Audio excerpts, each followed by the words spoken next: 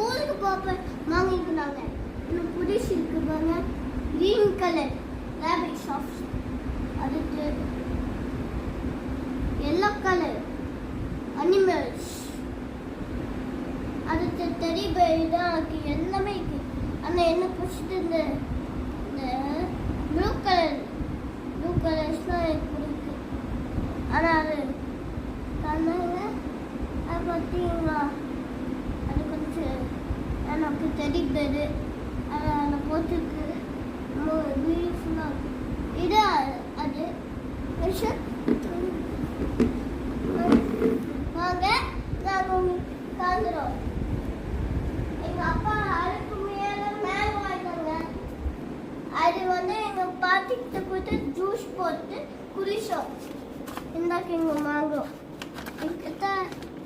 எங்ககிட்ட கொஞ்சம் 2 மேங்கோக்கு ஜூஸ் குடிச்சோம்.